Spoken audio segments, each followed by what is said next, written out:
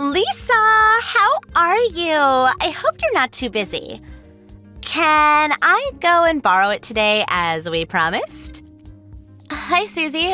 What are you talking about? You can't have forgotten already. You're not that old. I guess it slipped your mind. You promised me that I could borrow your car for a couple of days. Remember? You shouldn't forget promises like that. It's not very polite, you know. No, I haven't promised anything like that. I never once said that it was okay. I said that I can't allow you to borrow my car over and over. Don't forget things for your own convenience. I'm not letting you borrow my car, and that's final. Oh, come on. I need a car. We're planning on leaving tomorrow. I've already paid for the camping site, so we can't delay our trip. We need to borrow your car or we won't be able to go enjoy our holiday. We're going to miss out on camping by the sea just because you wanted to be mean. There's no point guilt-tripping me. I already told you to get a rent-a-car. It's my car and I need to use it tomorrow. I can't lend it to you. But rental cars are so expensive. It'll be impossible to find a cheap one at this last minute. Also, tomorrow's a federal holiday. There aren't going to be any vacancies. Everyone's going to have the day off, so it'll be impossible to find a car now. Why should I care? I already told you that I can't lend you my car weeks ago. You should have booked a car then. And why can't you use your own car? Why do you have to be so horrible? It's being repaired. It's not at home at the moment. I don't have my own car, and I can't get a rental car, so you have to lend me yours. Plus, if I borrow your car, I don't have to pay a thing. What makes you think you can borrow it without paying? I'm not lending it to you. I don't care how expensive rent-a-cars are. That's your own fault for not booking in advance. You'll have to solve this problem yourself. It's got nothing to do with me. Don't say that. I can't believe you were this much of a bully. I thought you were much kinder than that. Oh, I'm so disappointed. It's not a matter of being kind. No matter how bad you try and make me feel, I'm not lending you my car. End of story. Whenever your son wanted to borrow my daughter's toys, I always let him. I think it's only fair that you be just as generous. You're an adult, aren't you? Borrowing toys and borrowing a car are completely different. You can't honestly think that it's the same thing. Cars involve insurance, and it'll get complicated if you have an accident or happen to damage the car. And a car is worth a lot more than a child's toy. You understand that, don't you? But my husband is good at driving. He won't have an accident or do anything that could damage the car. So you don't have to worry about insurance. We've got road service, so if we get a flat tire or run out of gas or something, we'll be able to sort it out. Whether your husband is good at driving or not, you could still get caught up in an accident. I'm talking about if someone is injured. I can't let you borrow my car. That would be too irresponsible. Find a rent-a-car. Oh, please. It's just for a few days. You can't be that selfish. Why can't you be a bit more understanding? That's what I want to say. If you think I'm being selfish, then so be it. Anyway, I've got to get back to work. I have a meeting, and I don't have time to be discussing this with you. I'm not going to be able to respond to your messages, so there's no point in messaging me.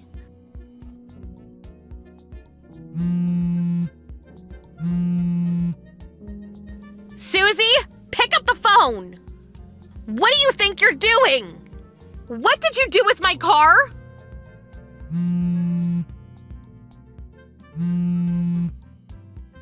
There's no point pretending that your phone is off. I know that it was you who took my car. If you don't answer my messages or calls, I'll report this to the police. What? The police? You're kidding! You're overreacting! Why were you ignoring my messages? What have you done with my car? I can't believe you'd take it without my permission. What is wrong with you? I told you that I didn't want to lend it to you. You're so rude! I didn't take it without permission! Your husband was the one that gave me your car keys. That's because you lied and told him that I promised to lend it to you. Even though I told you several times that I didn't want to, you went against my wishes. My husband was naive to believe you, but that's because neither of us knew up until now that you were this untrustworthy. It looks like he tried to call me, but like I told you, I was in a meeting. You took advantage of that and coerced my husband. Anyway, I want you to return my car. We need it tomorrow. If you return it right now, I won't involve the police. Please don't call the police. I haven't done anything wrong. Your husband gave us the keys, so that means he gave us permission to borrow it. Why are you being so mean? You should just accept his decision. It's not his decision to make. The car is mine. It's not his property, so no matter what he said, my word is final. Plus, he only gave you the keys because you convinced him that I had said yes, but had forgotten to mention it to him. It's not his car? Well, I didn't know that, but he's still the one that gave us the keys. It's such a big car. It must come in really handy for all sorts of occasions. It's perfect for carrying our camping equipment. Just hurry up and bring it back. But we've already finished loading it with all of our stuff. It's a plan to take everything out again, so we'll return it after we've come back from our trip. That's good enough, isn't it? Good enough? Not nearly. There's nothing good about this situation. I need my car so that we can visit my parents for the holidays tomorrow. How am I supposed to get there without a car? I don't know. Why don't you get a rent-a-car? If you can buy a big car like this, I'm sure you can afford it.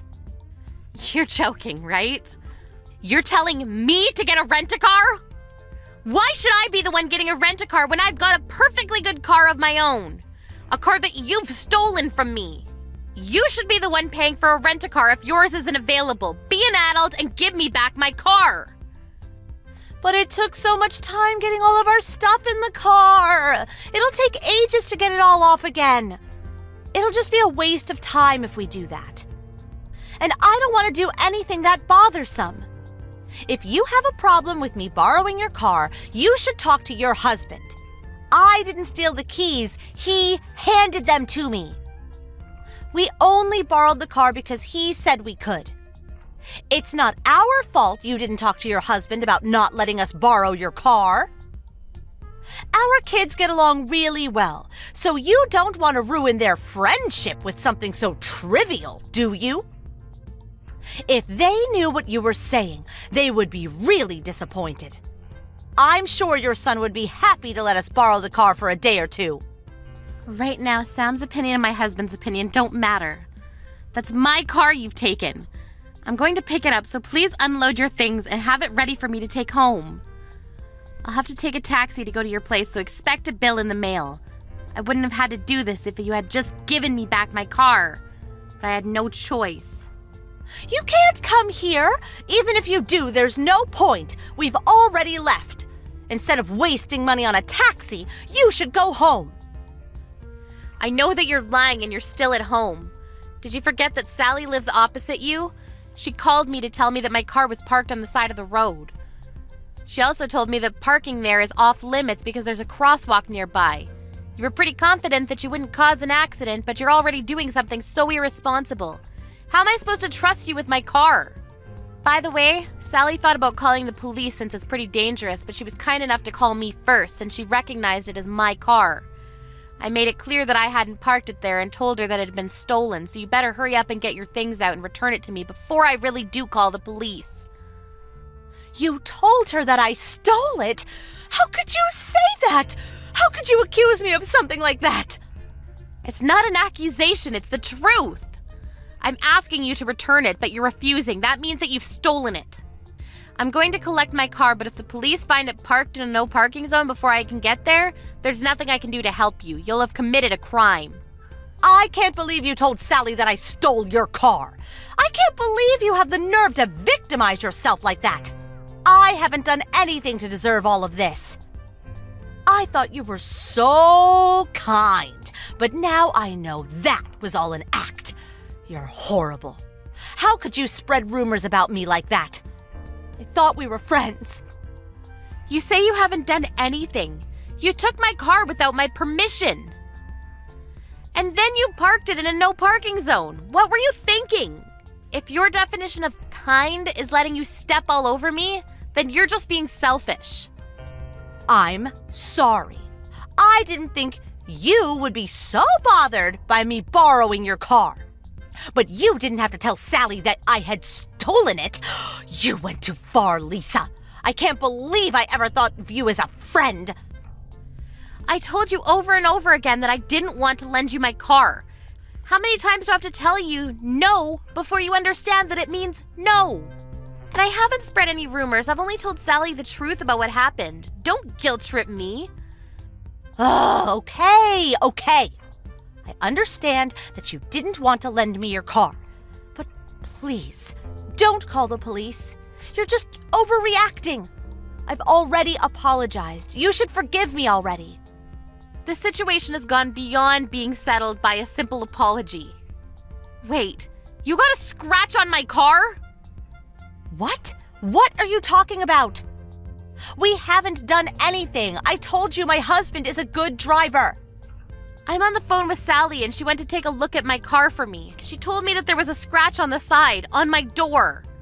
What have you done? This is one of the reasons why I didn't want to let you borrow my car. It's not my fault. Somebody must have scratched it when they passed by. They should have taken more care when they drove by. It's not my responsibility, so I don't have to pay anything, do I? You're at home, aren't you? I've had enough of discussing this with you. Would you hurry up and return my car? If you won't, I'll have to call the police. I'm not taking no for an answer. I said I'm sorry. How many times do I have to apologize? We'll be back from our trip tomorrow, so I'll return it then. It's just a scratch, so it's not like it needs urgent repairs. No, you're returning it now! If you don't come back with my car within an hour, I'm reporting it to the police as a theft. Once I've called the police, I'll have to head to yours in a taxi to collect my car, so I'll be billing you with a taxi fee. Do you understand? I'm being very serious. I want my car back. Wait a minute, just calm down. You're being really unreasonable. My husband's apologizing too, so please forgive us. Ugh, he said that he got carried away. Please calm down. Don't call the police on us. We didn't mean to do anything. Carried away? He says he got carried away? Do you really think that that's a good enough excuse for what you've done? You stole and got a scratch on my brand new car after I told you repeatedly that I didn't want to let you borrow it. Your husband knew that I hadn't given you permission, but he still cooperated with you. I can't believe either of you.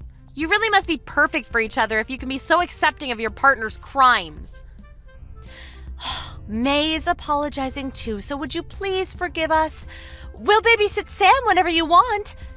You must be really busy with work, so dealing with the police will take up a lot of time, don't you think? Let's just forget about this. Why are you bringing May into this? She's your daughter, but the only ones that are to blame are you and your husband. Why should she be apologizing with you? May has no reason to feel bad for any of this. I thought that you were still kind enough to forgive us if May apologized with us. Oh, I'm sorry, I wasn't thinking. I've already called the police. What? You're joking. I'm heading over, so have my car ready for me to take home. I want everything you've loaded into it removed. If it's still got stuff in it when I arrive, I'll take it home anyway and have everything given to charity. I suggest you work very quickly. You haven't actually called the police, have you? You're just playing with me, right? Sally was kind enough to stay with the car, so it hasn't been towed, but if she hadn't been standing by the car, you might have been left with a ticket. Yeah, but it's not that big a deal. I thought it would be okay if we left for just one night. I didn't think there would be any problem. Are you already on your way? It would be a waste to pay for a taxi. I'll have my husband take your car back to you, so you don't have to come. You don't have to call the police either. I'm already on my way. I can't trust anything you say anymore, and God forbid, I don't want things made worse by your husband having an accident on the way to my place. I'll need to have someone take a look at the scratch on the side, so I'll be taking my car straight into the local repair shop myself.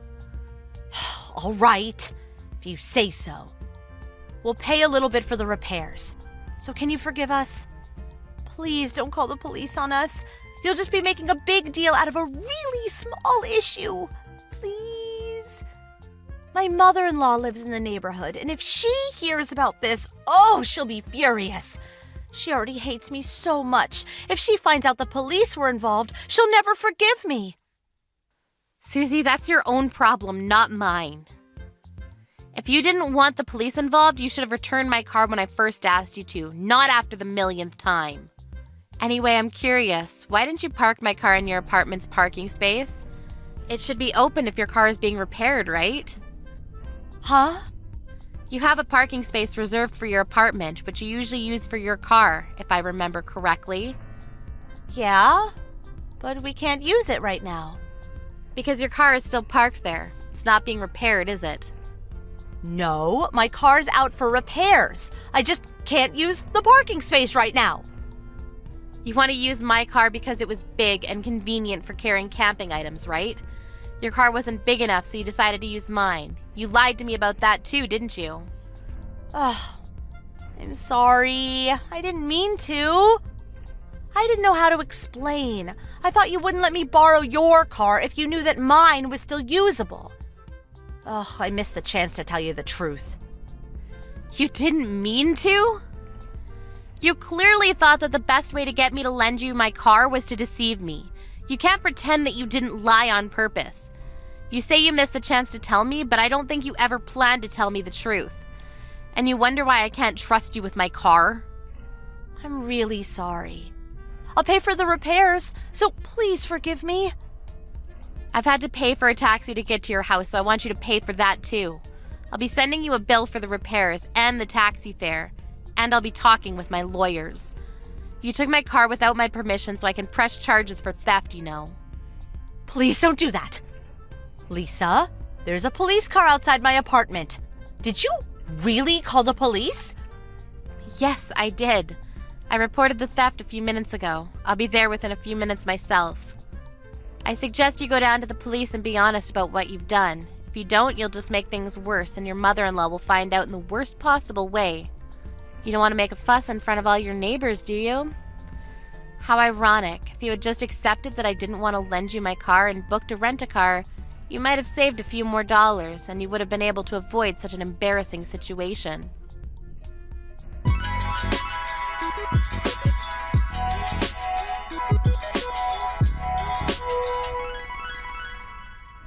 In the end, a police car had come to check up on the situation, not just because Lisa had reported the theft, but because there had been calls from the neighbors about the car being parked in a no-parking zone.